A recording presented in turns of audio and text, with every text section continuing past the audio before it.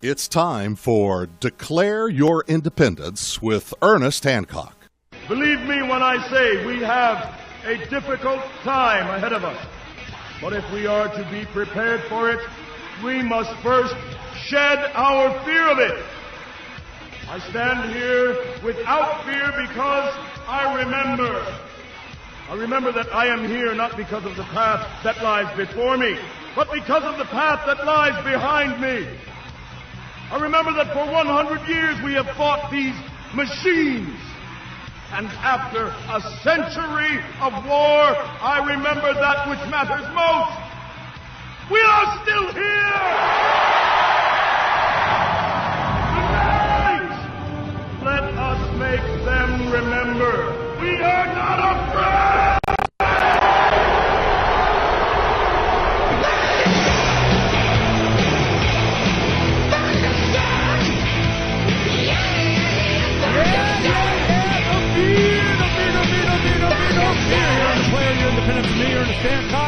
Ooh, today's the day. PeterSchiff starting us off, then Doug Casey, Jerry Day. Man, it's are we there yet? You know, are we there? Where? There. You know, whatever that is, I'm telling you, we are there. And PeterSchiff has been the man. Now, I think it was 2005 or so, he spoke at one of our Freedom Summits, warning what was going to happen with the housing market. So PeterSchiff was right number, 47 or whatever. Then as time goes on, he keeps beating the drum for real money. At the time, here come, right after that, after the Ron Paul Revolution in 08, here comes crypto. Well, the problem is he defined why that was going to fail, and it wasn't until he had a conversation with Tucker Carlson, which we have up. You know, take a look at this. We got Tucker Carlson. Here we have him doing this. I just watched it a couple of days ago and did a great job on that. But then I happened to come across this. Bitcoin versus gold with the Binance guy, CZ, and it was a bloodbath. I mean, it was nice. It was, they had a nice conversation. They discussed it. And then, of course, Binance was, but Bitcoin. And Peter trumped him on everything because he's doing tokenized gold. I can do everything that you're doing here, and it's actually backed by gold. So I want to get in. There's a lot of things. It's been a couple of months since Peter and I talked, and in that time, all of a sudden, silver went stupid and gold right behind it. Here we go. Now, there's fundamental reasons why, fundamental reasons that Peter was very good in describing, and I want to make sure that we focus on. I put those up in the archive. You can go see that, and we have a limited time, so I want to make sure we skip to the end and we get to gold tokenization through Schiff's group here, and I want that totally described. But my first question, Peter, are we there yet? I mean,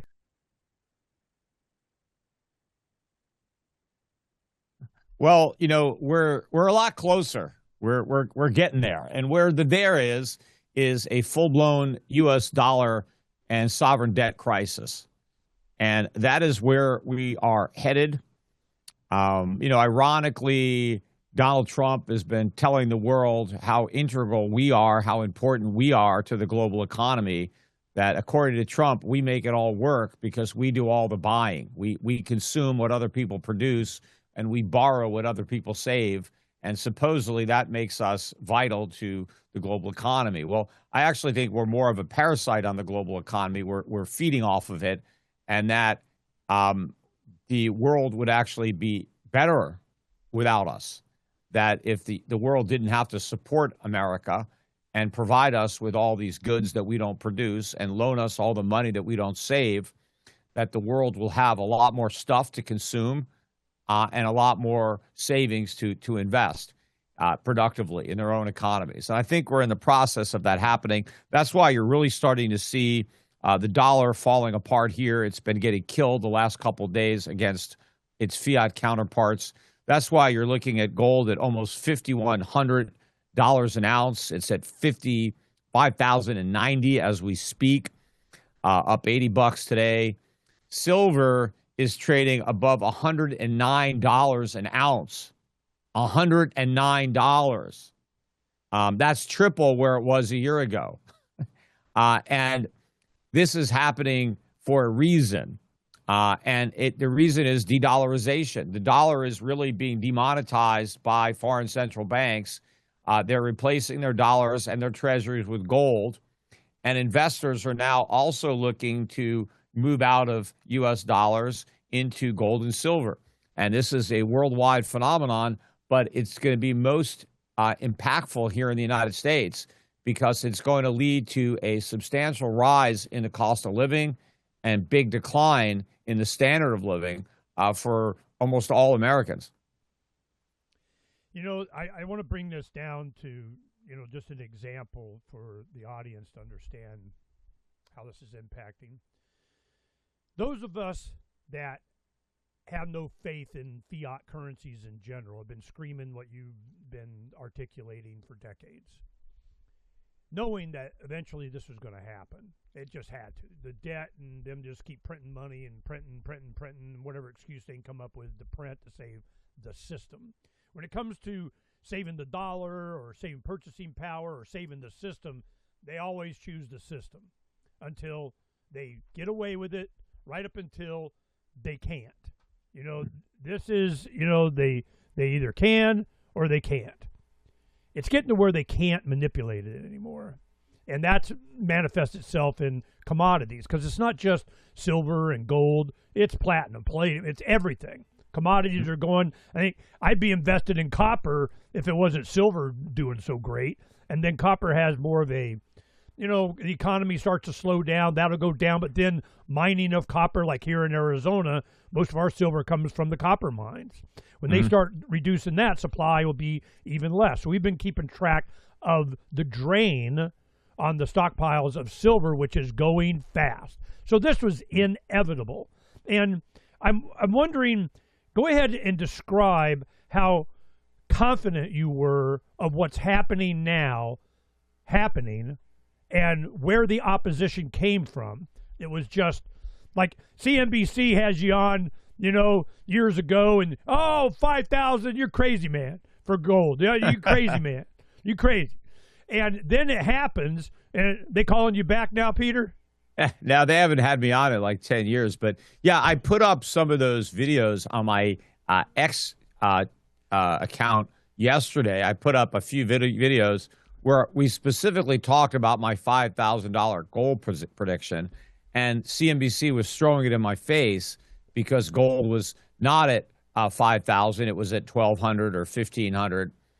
And but not only did they, you know, take me to task for predicting $5,000 gold, but they basically said I was doing a disservice to people, that I was going to be scaring them into buying gold when they should be buying stocks, that they would do much better in the stock market, and I was, you know, simply trying to sell gold, and I should, you know, be embarrassed or something, that this was a bad thing that I was doing by, you know, scaring people into gold.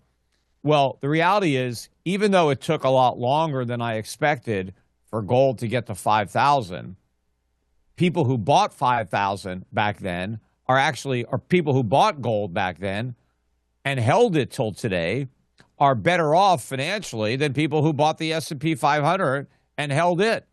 So my advice wasn't bad. I wasn't harming people. I wasn't scaring people. I was educating people, and I was getting them to understand the importance of owning gold and silver. And I didn't tell people to own gold and silver at the exclusion of owning everything else. I simply said you need to own some gold and silver as opposed to no gold and silver, which is what everybody else on CNBC was saying.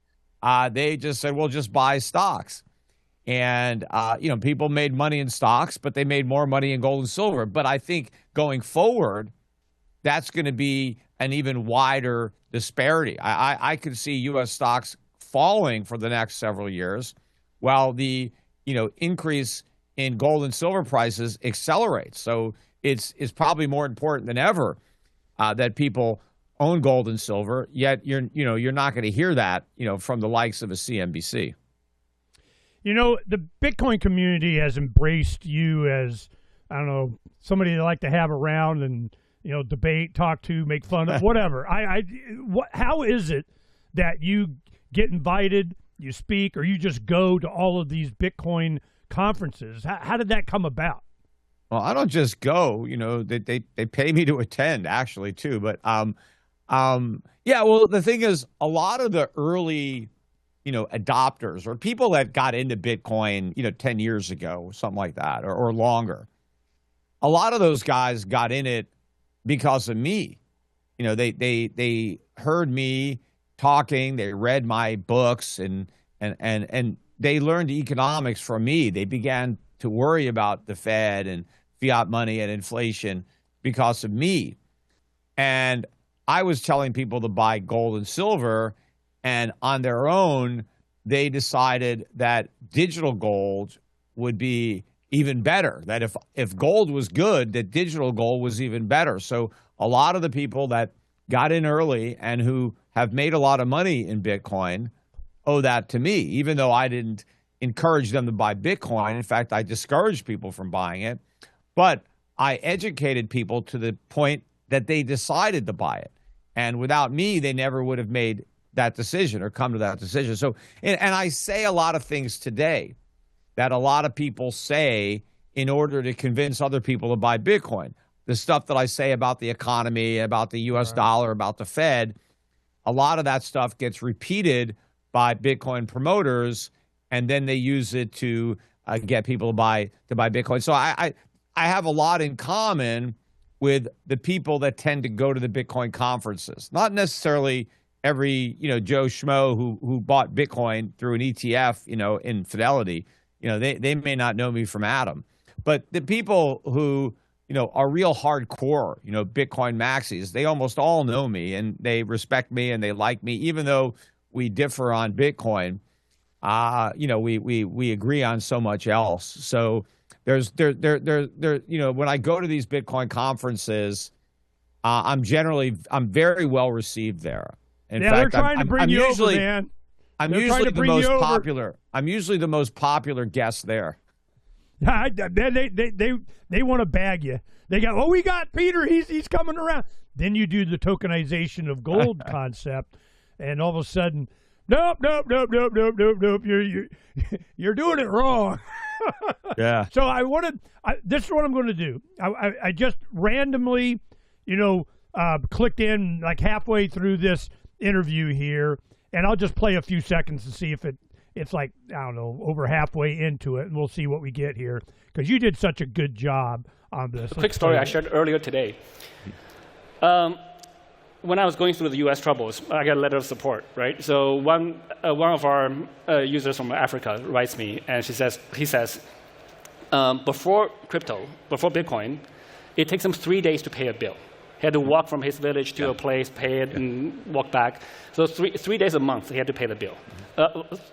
That's the amount of time it takes for him to do that.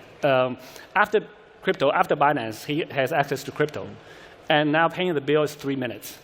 And because of that, he accumulated over time $50, $100, $300, $1,000. $1,000 in some really poor country in Africa is a lot of money for that. Yeah. So that improves people's life. Yes. Materially improved his life. Yeah, so I mean there is some value there, but you don't need Bitcoin for that. You can use a stable coin, you can use tokenized gold, you can do any, So yeah, you can use a stable coin, but you still need to use the blockchain technology. And the best use case for blockchain technology today, the best app is still Bitcoin, right? So Bitcoin is the largest market cap coin. And but you're talking about the blockchain technology. The technology is promoted with Bitcoin plus other cryptocurrencies. You mentioned a point earlier, which I want to touch upon. Just because anyone can issue a token doesn't mean those tokens have value. But Bitcoin is very different. Bitcoin is we already have a large community supporting it. Some of the major cryptocurrencies, of course, unbiased, are also closer to that category, right? So just because you issue something does not create value. But when people use it, it has value. Well, again, so Bitcoin is used by this guy in Africa, in many other places. So and the use case is increasing. It's not decreasing. This is not. It's not just one thing that doesn't change anymore. Yeah. It's the technology that keeps evolving. Wait for it. Here it comes. In fact, I remember when Bitcoin first spiked up to $1,000 in was it 20? And you were against it. Of course, yes. But, although at the time, at the time I thought the price could go up. I just thought that it was obviously people were buying it, and I thought that the bubble could get bigger before it popped. But fundamentally, nothing has changed about Bitcoin. But the point I'm making is back then, I remember a lot of stores. There were a lot of stories where all these companies were coming out, oh, we accept Bitcoin, we accept Bitcoin, we accept Bitcoin. And the reason that the stores were doing this is because all of a sudden people with Bitcoin had money, because now the Bitcoin was worth something. And so merchants were trying to appeal to the wealth of the crypto people by saying, hey, you can spend your Bitcoin here, you can spend your Bitcoin here. There's actually less of that now. I mean, I think the whole idea of using Bitcoin as a currency, it's even less popular now than it was back then. And in fact, people have even acknowledged that, it doesn't work very well as a currency. There are other cryptos that are much better. That's when they reinvented it as digital gold, because it didn't work as a digital currency. So they said, okay, well, it's digital gold. Oh. Well, it's not digital gold either, because it's nothing like gold, right? It's not, I can't, make a picture of a hamburger and then say I have digital food. It's just an image of a hamburger. And if you eat a diet of digital food, you're going to starve to death. Let me check in the crowd. Who has a Binance card on them? I don't have one with me. Can you? Yeah. Now this is it went on. It was such a grad, just randomly picked that, and that was the point that he was making. He's going, yeah, Bitcoin's got value because its price is high. And your argument was, yeah, the price, but it has no value. Describe that for the audience, what you were saying. Well, price and value are two completely different concepts, right? Price is a function of supply and demand. It's determined in a market. And, it could have no bearing on the underlying value of what's being priced. I could make a counterfeit painting and claim it's a Van Gogh, and if somebody buys it thinking it's a Van Gogh and it has a high price, that doesn't mean it actually has that value, because if you find out it's a fake, doesn't matter what you paid for it, it doesn't have the value that you thought, right? And Warren Buffett always had I think he originated the saying is price is what you pay, but value is what you get. Meaning, I can overpay for a stock. I can pay $50 for a stock, but that doesn't mean it's worth $50 just because I paid $50. I might have paid $50 to buy a business that is objectively worth $10, but I just paid more, for whatever reason. And I think that Bitcoin has a price that is the function of, the supply and demand for Bitcoin. But I think the underlying value is minimal, if any. So it's simply worth what people believe it's worth, as expressed by their willingness to buy it or sell it if they own it, right? So obviously right now, if you own Bitcoin, somebody has to pay you $88,000 in order to entice you to sell it. But that could be very different a week from now, a year from now. People may be willing to unload their Bitcoin for a fraction of that price. In fact, people may not want to buy Bitcoin. The only reason people want to buy Bitcoin now is they think they're going to get rich. They think if they buy it, they'll be able to sell it to somebody else who'll pay a higher price. But the only reason that other person will buy it at a higher price is because he believes there's another guy waiting around to pay an even higher price than he paid, right? It's all this greater fool theory, and people are hoping to get rich off the other guy who pays more. But eventually the whole thing collapses, because when you buy Bitcoin, you haven't actually bought anything. It's just a string of numbers. It doesn't do anything. Yes, there's only 21 million of these complete strings, ignoring the fact that there's 2.1 quadrillion Satoshis.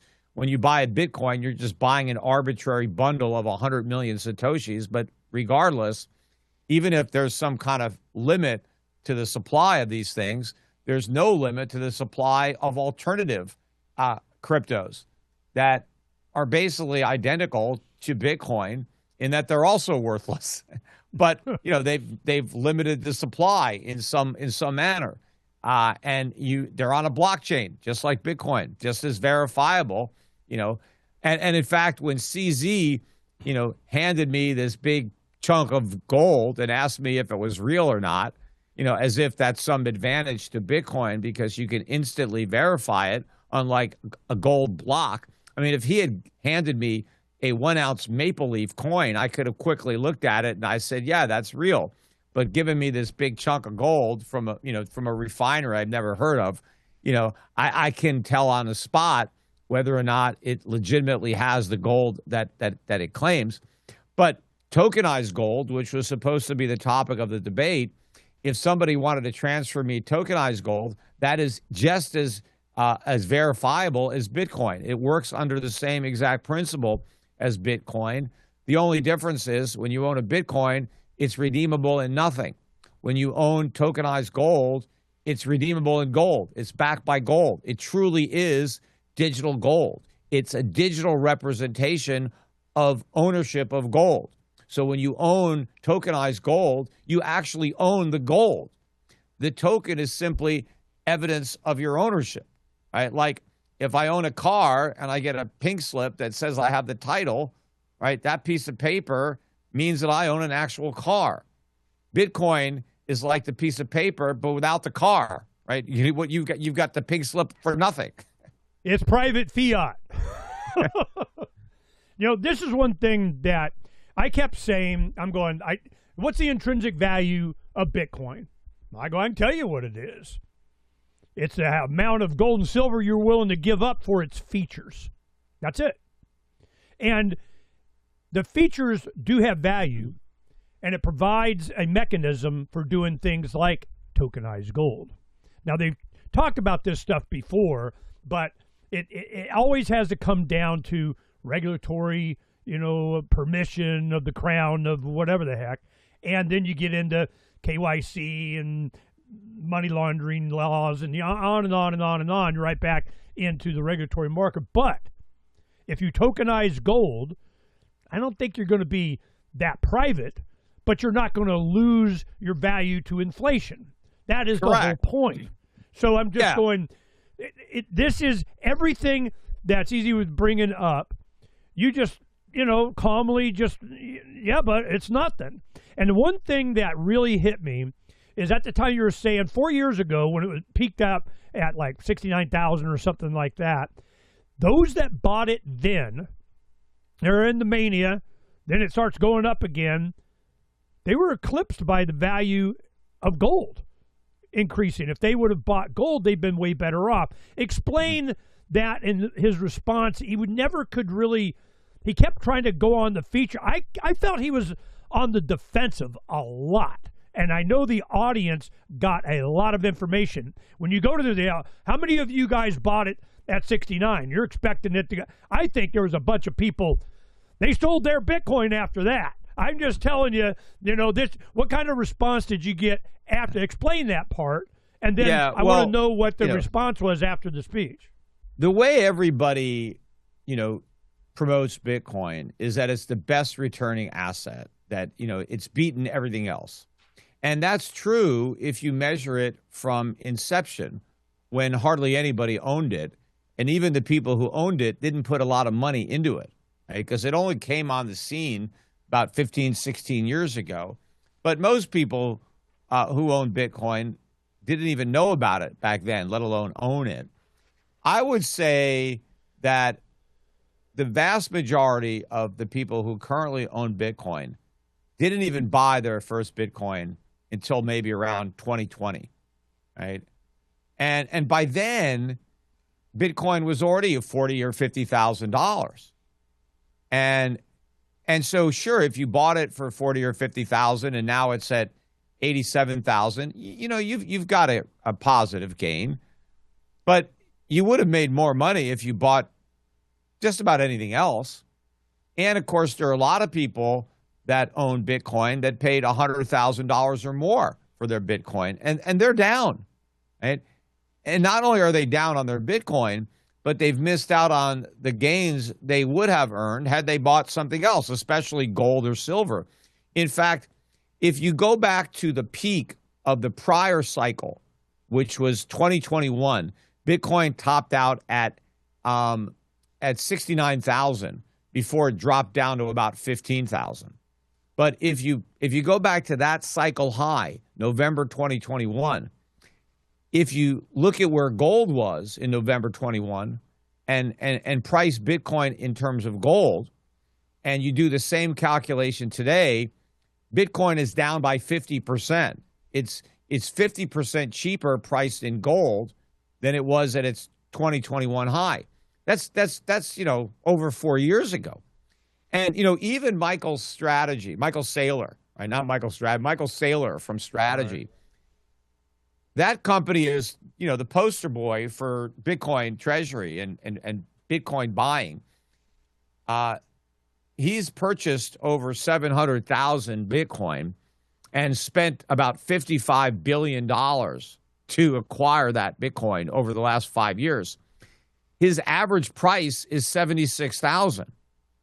We're currently at 87,000. He's only ahead about 15% on paper.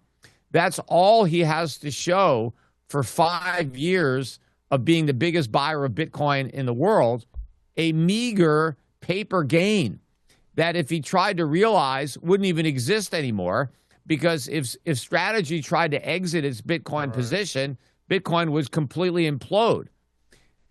But had Strategy bought gold or silver, they would have had a much better return than what they got with Bitcoin. So the whole justification for Bitcoin being this great returning asset is all BS. And in fact, and I've made this point to these guys, if Bitcoin went down to 1,000 this year, 1,000, which would mean a 99% decline, meaning that most people would have lost practically everything. You can make the exact same argument that if you go back to the very beginning when Bitcoin was a penny, you could say at 1,000, it's still the best returning asset in the world. And that would be the case. But almost everybody would have lost almost all their money. So what difference does it make how great Bitcoin did before anybody owned it? What matters is what kind of returns does it generate now when everybody's invested?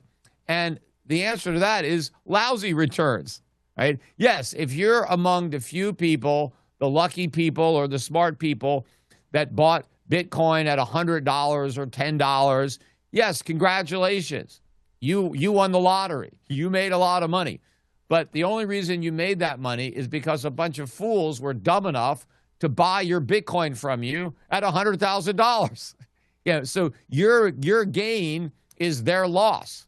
That's all that's happened here. It's a transfer of wealth from the people who are dumb enough to buy Bitcoin now to the people who were lucky enough or smart enough to buy it 10, 15 years ago and who are selling it now. That's what's going on. You know, you and I were both at the Las Vegas Bitcoin conference this last August, I think it was. And did you watch Michael Saylor's presentation at the end? Yeah, I was in the audience, and he actually mentioned my name twice. This is what he said. Mortgage everything, sell everything, you know, auction off your children, everything, whatever, for everything, and buy Bitcoin, everything, because it's going to the moon, going to make me rich, everything. And it was obvious that the mood had changed from the early days of the libertarian concept around the things that you taught us, is that we're going to have a system crash. There needs to be something to replace whatever it is that's going on now.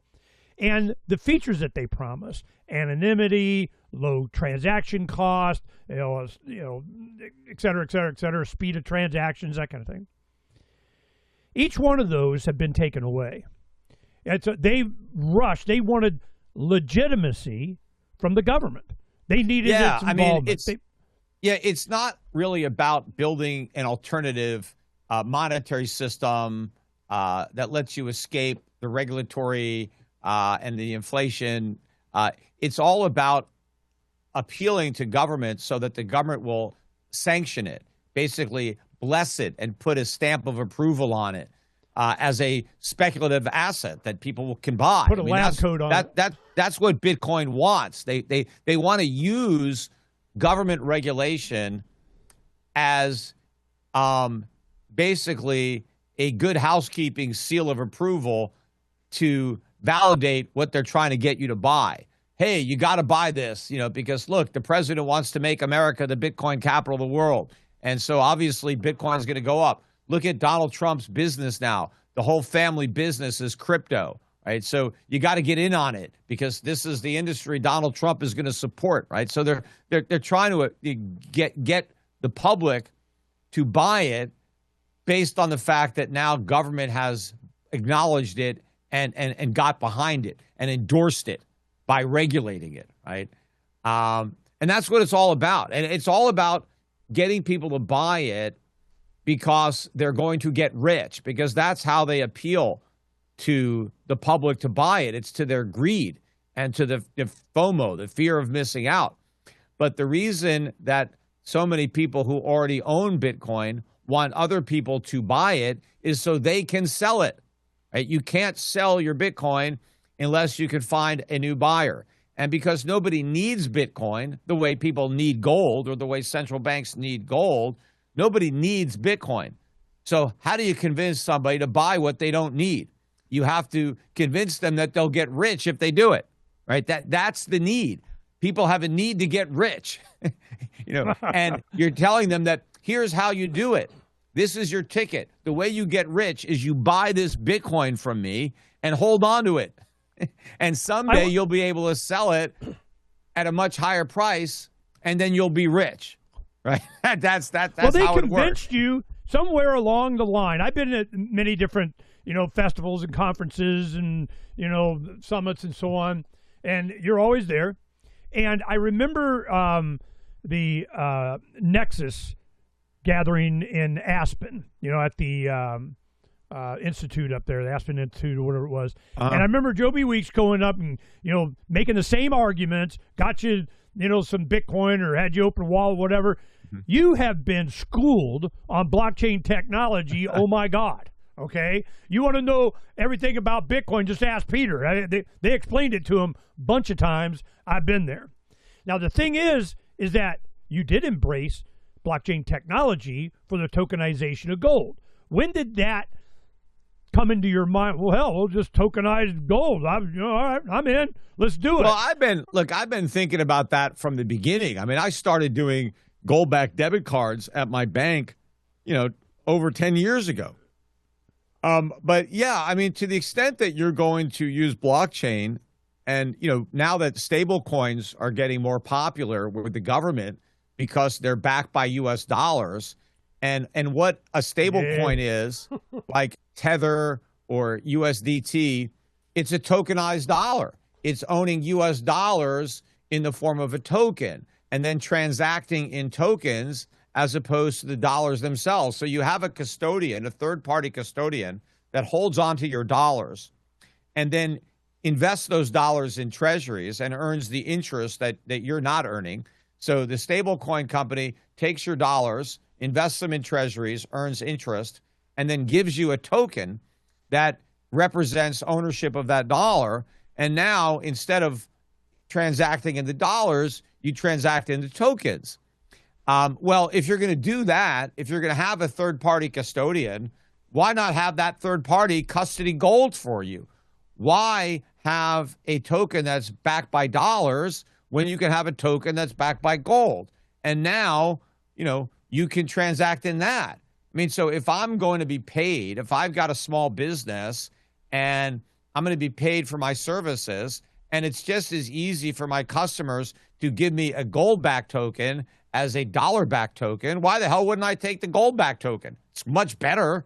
I mean, it's not going to lose value to inflation, right? If I got a bunch of gold-backed tokens a year ago when gold was at, 3,000, and now those tokens are worth 5,000. That's better than collecting dollar tokens that are worth the same but buy a lot less. And so I'm offering people the option of having their gold in the form of a token so that they can better and more easily use it. Because I remember the Bitcoiners would say, well, Peter, yeah, but you can't buy a cup of coffee with your gold. What are you going to do? Slice off a little gold off of a bar and try to buy some coffee? Well, no, I could have tokenized gold and I could buy coffee with that.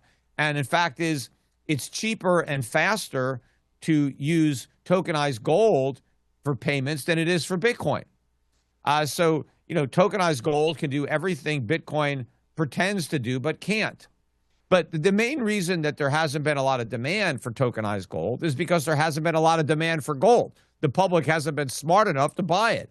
They've wanted to buy Bitcoin or other shit coins. They're all shit coins. They all stink, including Bitcoin. But people have wanted to buy tokens to get rich quick. So gold was not seen as a way to get rich quick. But when people really want an alternative to the dollar, when they want to transact in something, that's when you're going to see a big increase in demand for tokenized gold. This is, and I see this coming. I want to give a little bit of props for some cryptos, because we've been looking at this from the beginning. We started covering it in 2009. I remember it was $1.69. I got my first Bitcoin for $3.85 kind of thing. And I don't have any anymore. I got $100,000 hoodies in my freaking closet, and whatever. But we were using it and supporting the network and the value of it, well, the price of it, by using it. And the reason was I was promised anonymity. Later, I have different guests on and so on. There was a guy, Dark Data Services. He goes, look, I want to come on and tell your audience, I see you. I work for corporations and law enforcement and whatever. I can track it down to the device. You think you're anonymous and you're not. So just say it. And if you don't know how to use it, so then I kept pressing back, all the big names, and they go, well, it's pseudo-anonymous. Well, I had to look up pseudo. It means not. And I'm like, what the hell are you guys talking about? So this is where you come in there. We're working on a project for Occupy the Land, local community, being able to be private in their transactions and that kind of stuff. So Xano is a project that we're working. But the reason is because the anonymity, the secrecy, the not trackability of the crypto has value to me. I want to be able to do that. A local thing, you can transact all over. So I have, from the beginning, I needed that anonymity part, or what the hell was the point? It was price. Yeah, I mean, that was the original appeal of Bitcoin, was that you can circumvent the bank KYC and AML and have some privacy in your transactions. Not that you need to be a criminal to want privacy. I mean, privacy used to be a fundamental American right to not have the government spy on them. And you don't have to be a criminal to want that, right? That's the whole idea. And initially, I liked that aspect of Bitcoin. The problem I had was that I didn't see the real fundamental value of the Bitcoin, and I knew that other tokens could be created that would offer the same advantage. But now Bitcoin doesn't even have any privacy. It's it leaves a digital fingerprint. There are tokens like Monero is considered has a lot of privacy, a lot more than Bitcoin. So why to me that token has a lot more value than Bitcoin, even though I don't think either of them have any real value. But there's zero anonymity really with Bitcoin. The reason that the U.S. government has so much Bitcoin is because they seized it all. Yeah. If it was anonymous, how would they be able to seize it so easily? And it's not just the U.S. government. A lot of governments have seized Bitcoin, and a lot of crimes have been solved by tracing Bitcoin. People who have stolen, and got Bitcoin, the governments have been able to find them because of the digital fingerprints they left behind. Well, one of the things, Xano, one of the developers, is the guy that did the base code for the anonymized features of Monero. So at the same time, took it over here and do a lot more stuff. So we're working with that, and I'm paying attention to that, and we're working with developers and supporters to create what I want, what I was promised. Lying sons of bitches. This is, they go into the Liberty community and they go, look at this, all the features that PeterSchiff was touting, and we get the privacy and all that. Not so much. We want Uncle Sam to bless it. I go, absolutely, we bless you. Now put it in an ETF, put it on an exchange. We get to track everything. We're going to tax on you. I'm going, oh, yay. I feel so much better now. In Las Vegas, when Saylor gave that speech, the whole thing was a Bitcoin maximalist, and it was all of the industry supporting around every vendor was how they're going to build you a panic room so they don't put a gun to your head and take your freaking Bitcoin keys or whatever.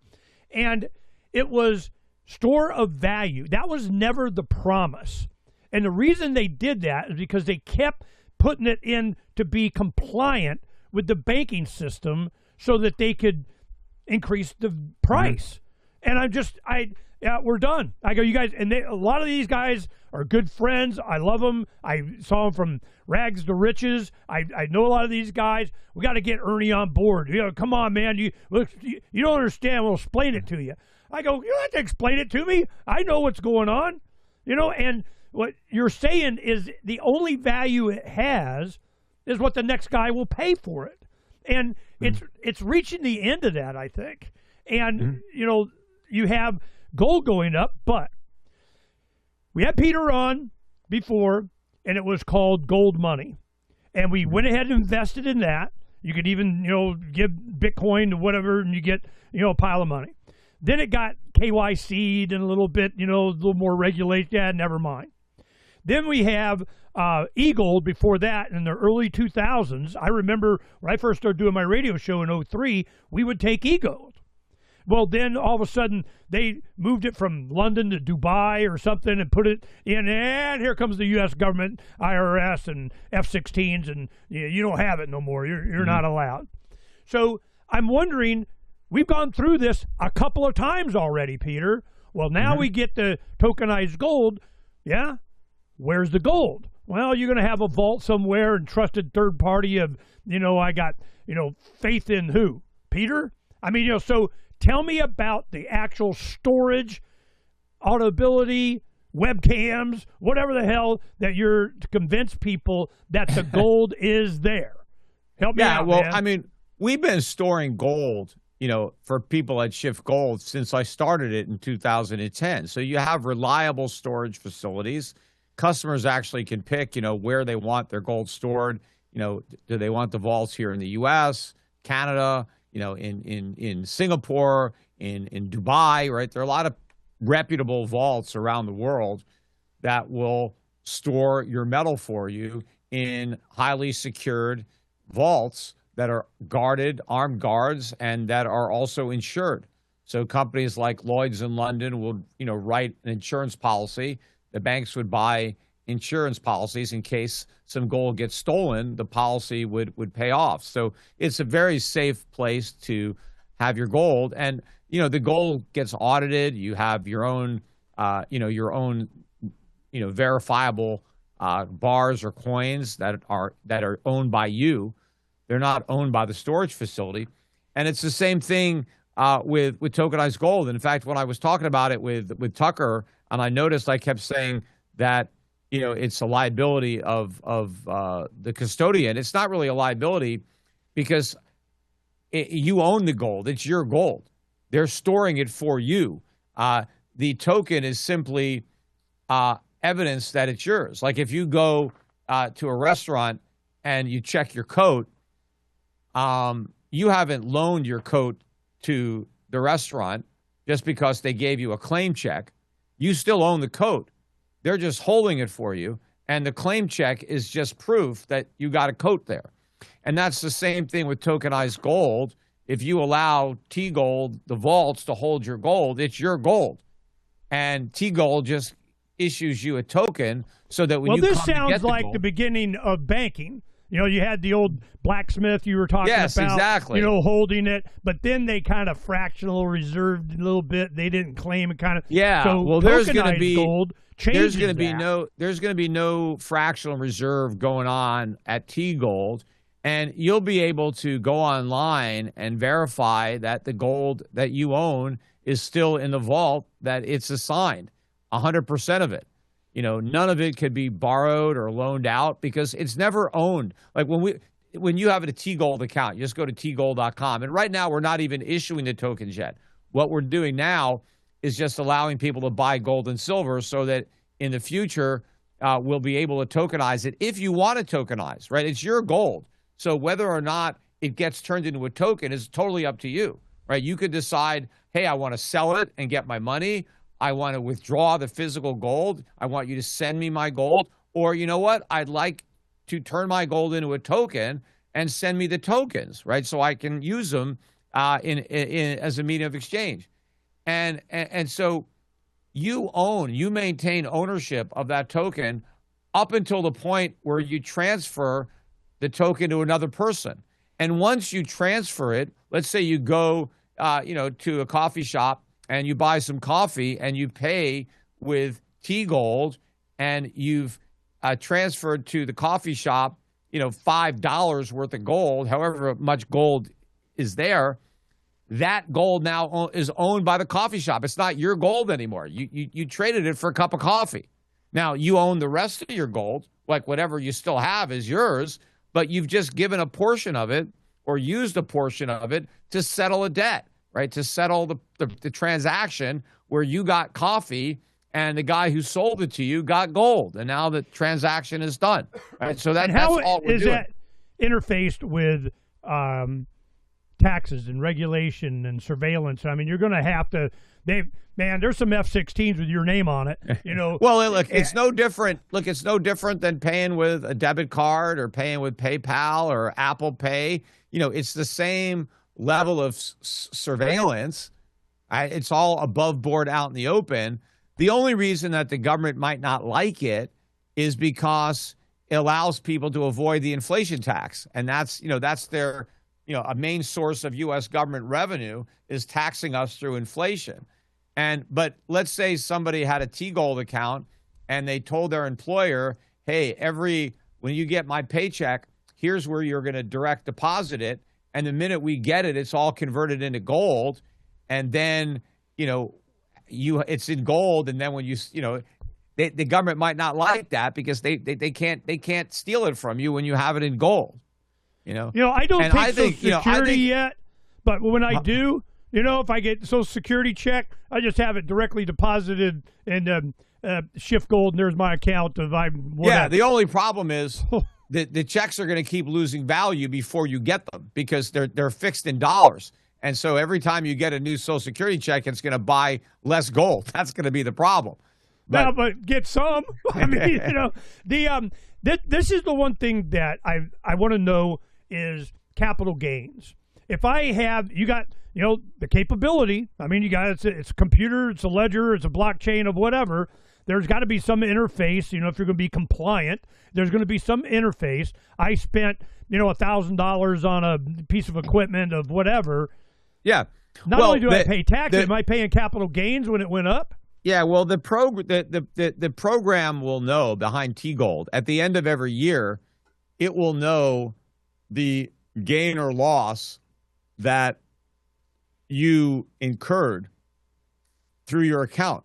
So the program, your wallet, will keep track of all your buys and sells, or every time you use gold directly to make a payment, that would count as a sell, right? So I could either sell my gold, like we're going to have debit cards where you could take a debit card into a store and buy something for $100 where the merchant gets $100, but $100 worth of gold gets sold to cover that transaction. So wherever that gold is sold, that counts as a taxable sale, and we have to keep track of what you paid for that gold. But let's say you went into a store where they actually wanted your gold. They didn't want dollars. They wanted gold from your account. Well, you could still do that. You could pay directly with gold, and so you never sell any gold, but you use the gold to buy something. That, according to the IRS, counts as a sale. So we will keep track of all of the sales and all of the payments that are made with the gold, so that at the end of the year, you'll know what your gain or what your loss is. And yes, if you have a gain, then you're going to have to pay the tax on that gain. Which is what now? Well, I think on gold, it's 28%. They consider it a collectible. Oh my God. I thought they were doing away with gold and silver transaction costs. Well, that's a lot of the states that used to have taxes on gold and silver have removed those taxes, and a lot of states don't tax it at all. This is all the federal government. It's all the U.S. government taxing it. Is that going to change? I don't know. I would hope so, but they don't have a good track record of lowering taxes on gold. But you know what? I tell people, look, these are gains that you never would have had. Let's say you just kept all your money in cash, right? You'd gain nothing. So if you keep all your money in gold, and as a result of that, you end up with an extra $10,000 at the end of the year, and you have to pay $2,800 in taxes, you still have $7,200 more than you otherwise would have had. And of course, all the gold that you didn't sell, you haven't paid any taxes on that. So if during the course of the year, I spent $10,000 buying gold, but I only sold $2,000 worth to pay bills, you didn't pay any tax yet on the $8,000. That continues until you sell. So, you get to defer the tax on those gains until you actually sell the gold. Now, if you withdraw the gold, let's say you buy gold through T-Gold, and now it's $5,000 an ounce, and let's say you buy an ounce of gold for $5,000, and a year later it's $10,000, and you go to T-Gold and you say, hey, just send me my gold. There's no tax on that. You already own the gold. We're just sending it to you. Okay, that's my next question is, I got some precious metals. I want to take a little bit, and protect against inflation, and just to support that which you want to see more of, kind of thing, just out of principle. So I can go where and take my physical 100-ounce bar of silver, and I go plop. There it is. Now it's already numbered for you. Okay. Mm-hmm. What do I got to pay in that transaction? They're going to want to. Yeah. What did you pay? If you're what do you say you paid for that? And you're putting it on the bar. We know you got it now. Where's my money? Yeah, well, I mean, we just charge you to deliver it. I mean, there's a fee to ship it to you. No, I mean when I deposit it with you. Oh, well, yeah, you can deposit. You can send gold to us, and we'll credit the ounces to your account, and you could get the tokens or just leave it there. But yeah, we have people sending us gold right now that they'd like us to store. No, I mean, what does the government do with that? I give you a 100-ounce bar of silver. I go to the middle of the lake and collect it from my boating accident, and I go here. Yeah, I'm giving it to you. I found it. Here it is. Euro Pacific. Peter, take my silver. How is that reported? I don't think it's reported at all. I mean, you just shipped us some gold to store. I mean, we don't. That's not a something that we need to report. Yeah, but we have a record of it. I mean, if the government comes in with a warrant and wants records, or they come in and they say, and they say, hey, we have a warrant, or here, give us all records you have on Ernest Hancock. We need to know, like, we need to see how much gold and silver he owns. We're going to have to tell them, right, that we have the records and we have to make it available. So, I mean, the government could get the information. And even if they got it, what obligation do I have to report it or pay something on it? Or, what did you buy it for? You gave it to Peter, and then there's capital gains on you even put it in that account. What do you say you bought it for? Look, you see my point? If you choose a foreign vault, if you choose to store your gold outside the country, I think you need to report every year that you have that custodial account and how much it's worth. But there's no tax liability just to own it. But if you sell your gold for a profit, then yeah, you have the same reporting requirements that you would have on anything that you could sell at a profit, right? I mean, there's a gain there. If it's a gain, I mean, maybe you sell it at a loss. It's probably very unlikely that anybody's going to sell gold at a loss. It's difficult to do that. So it just depends on, how the longer you hold it, the larger the gain is likely to be. Okay, now how long before we got to wait before because I'm in. I want to do it. We've done these kind of things with you before, and we've demonstrated what does and doesn't work, what the problems were, how, but this is exciting to me, but there's a lot of government bleeds. There's a lot of surveillance. There's a lot of, there's a lot. But for convenience and not losing, because inflation is going to get freaking stupid. So I'm going, okay, just to be able to transact, because when we're buying supplies, we're building, a home out in the desert, and I would love to just dump the silver in there. Now, you do the same with silver, or does you convert it to gold? We can hold your silver right now. We don't have to convert it to gold. We do both metals. We can custody both metals, and we can tokenize both metals. Okay, well, that needs to be stated too. It's not just gold tokenization. It could be precious metals or include silver. Yeah, look, we can you can tokenize anything as long as you can store it.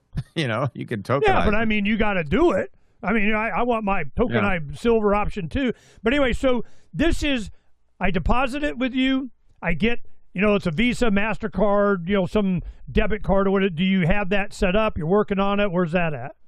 Yeah, that's something that we're planning on introducing, which would be a debit card that is linked to your TGold account, so that you can, spend gold the same way you could spend dollars or euros or any other currency. And I ultimately would also like to have a credit card that is basically secured by your TGold, so that if you need to borrow some money, you can borrow it on that card without selling any gold. And the gold is just a collateral for the loan. And I could charge you a very low rate of interest to loan you money if I've got your gold as collateral. It's, there's no way that you're going to default where I lose money.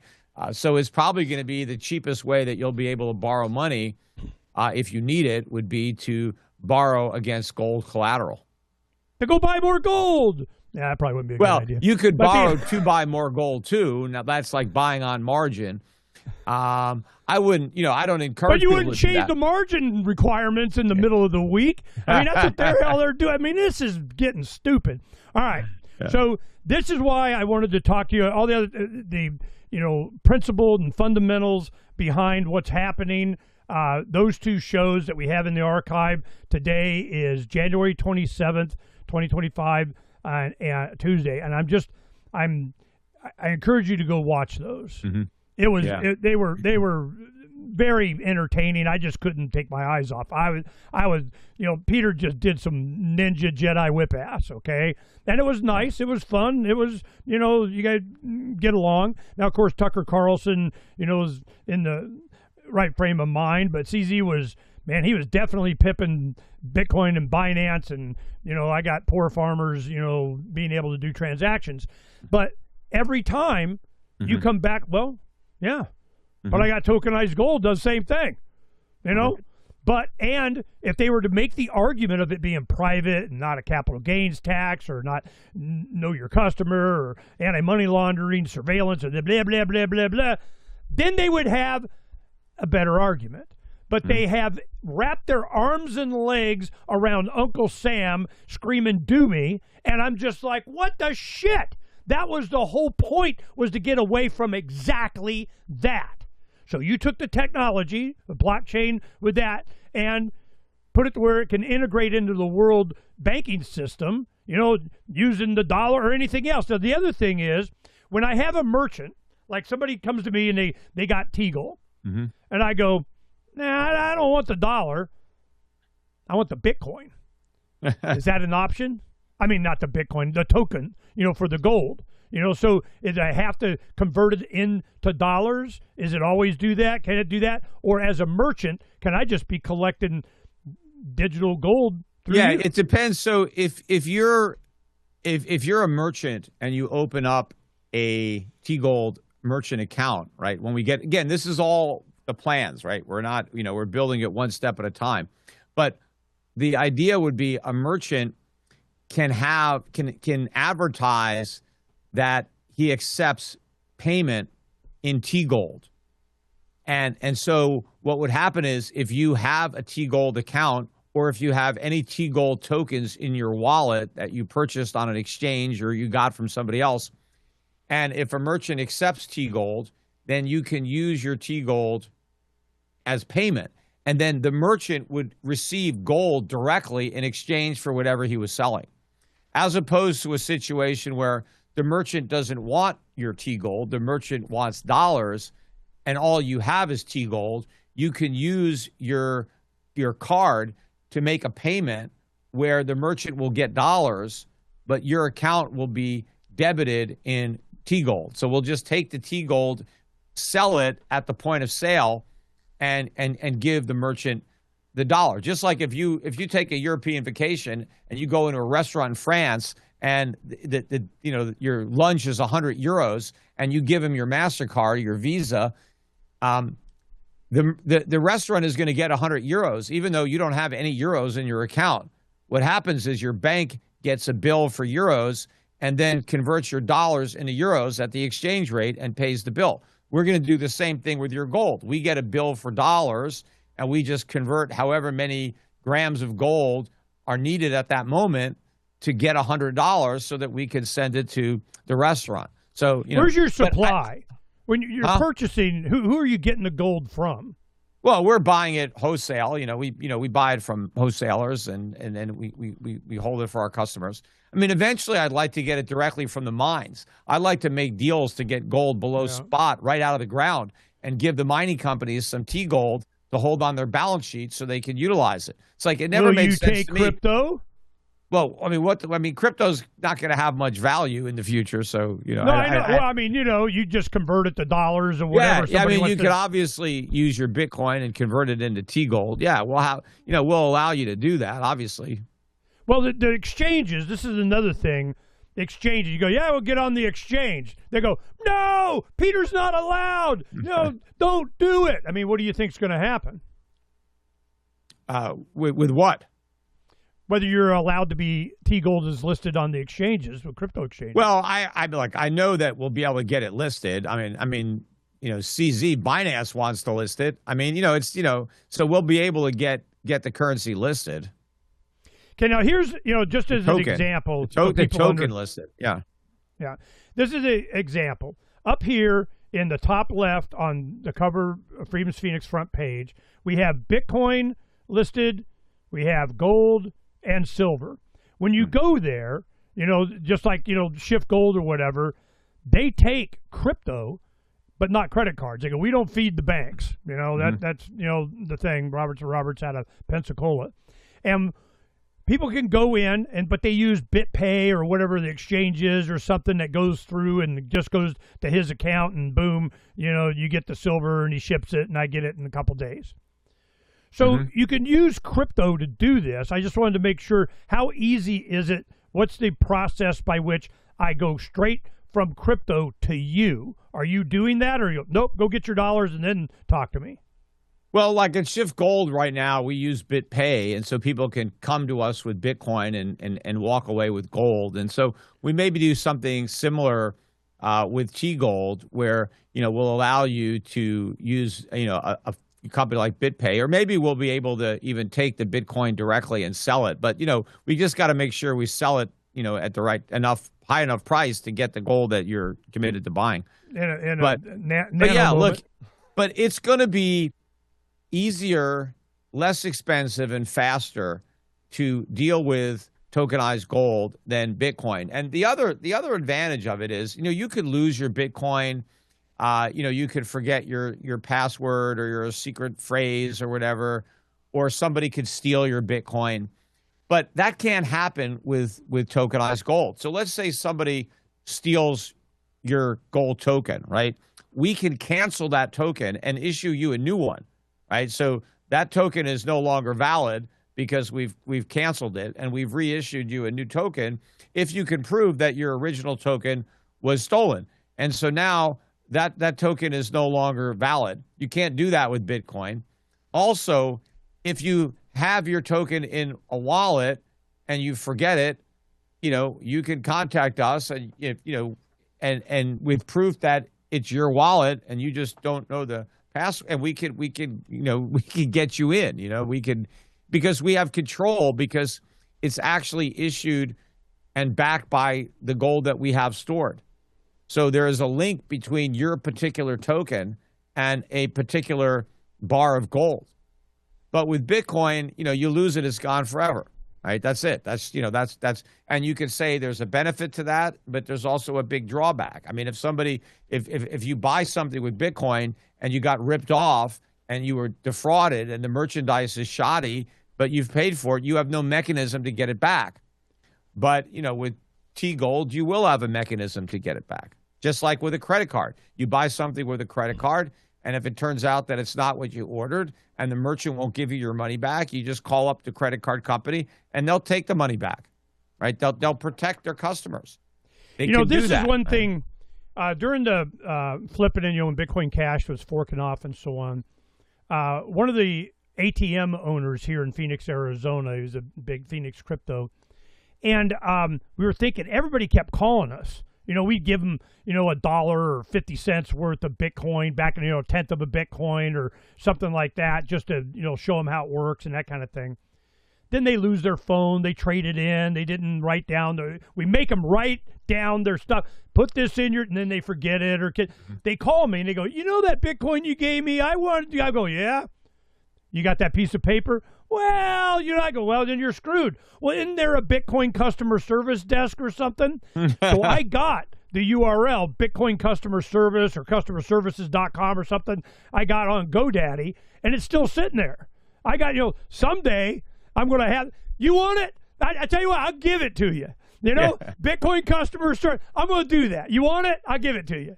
Yeah, the idea behind Bitcoin in that respect is supposed to be like cash. Like if you just, lose your cash, if, you had a wallet and it just fell out of your pocket and you can't find it, it's gone. There's nothing you could do about it, right? That same way as Bitcoin. Or if somebody picks your pocket in a crowded street and they steal your money and it's cash, it's gone, right? If they steal your credit card, you call up the company and you cancel it, right? And if they use your card to buy something, then you say, this is a fraudulent transfer. They won't make you pay for it. So you get these added protections, but you don't get any of that with cash. And that's the same thing with Bitcoin. You lose it, it gets stolen. Somebody sells you something online and it's bullshit, it's not what they represented. You can't get your cash back. If you handed somebody cash, it's, but the problem is Bitcoin has all those drawbacks of cash, but it doesn't have the advantages of cash because cash is anonymous. If I hand somebody $100 and they give me merchandise and we go our separate ways, nobody knows about that transaction. But the government can know about the transaction if it's done on using Bitcoin. This is, I'm going to do this right now, maybe in the show, and I'll pinky swear, do the Bitcoin customer service. I think that's just funny. Okay. Where do you want it to go? T-Gold? Well, where do I want what to go? BitcoinCustomerService.com. I mean, I've been waiting for, There is no Bitcoin customer service. Exactly. That's my point. You go to, you want a customer service? T-Gold's going to take care of you. They got somebody who's going to take care of business. That's how you do it. So where do you want to go? T-Gold? Yeah, sure. Just to get rid of your Bitcoin. Yeah. Okay. Well, I mean, where else am I going to send them? What are they going to do? I'm just like, this is, man, that'll piss off all right people. So this is I'm glad you spent the time with us on this. Yeah. We didn't, I'm going to need 2 hours, but you just got to go watch the conversation that he had with Binance CEO, was it CZ, Zhang, he's a Chinese guy, and this conversation, he pressed hard. They wanted you up there to show you what's up. And you gave an education to the crowd that was definitely biased on his side. And I guarantee there was a couple of guys there going, damn, man, I better get out. This is, it runs up back again, hits its 120, and it's done. I don't see after that presentation, this is why Saylor will not debate you. There is no way in hell. He will never debate me. Never. No. A lot of people have tried. I was very disappointed. I was scared. His speech, I was there because I was waiting for Ross Ulbricht, was the final speaker, and Saylor was right before him. So I'm in the crowd back there. Listen, I'm going, what the crap? That was snake oil salesman big time stuff. That was a Ponzi scheme of what it was awful. Anybody wants to see that Las Vegas Bitcoin conference, August of 25, I think it was, or July, I think it was August, and you watch that speech after, if you know anything about what Peter Schiff and Austrian economics and just, freaking what the role of money and currencies are and just basic fundamental understanding, you watch that and you'll see a snake oil salesman. And this has just been, that was amazing. There's no way in hell he's going to debate you. So this is on its way. How long are we looking at before you'll have a T-Gold operational? Well, I mean, it's operational now in that you can start buying the gold and silver. What will be coming soon, probably by next month, is the T-Gold app. And so once you have an app, you'll be on the phone, and it'll be even more user-friendly than the website. And then we just have to get the regulatory approval to roll out the other features as far as the debit cards, credit cards. I am, trying to figure out who I want to partner up with in the crypto world. I have several people, quite a few people actually interested in the tokenized part of the project. I can already do all the custody of the gold on my own, so I don't need anybody's help because I've been doing that for a long time. I can store gold, no problem. But I do want, somebody to partner with to handle all the tech and the operation of the token itself. But there's no shortage of people who want to work with me on it. And, tokenized gold is getting more popular. I'm not the only one working on it. There are a lot of people independently, that are coming out with gold tokens. So I think that these things eventually will be ubiquitous. There'll be lots of them. The future is about credibility. Who do you believe? Where is it going to be stored? How is it, Schiff Gold is like, who's better?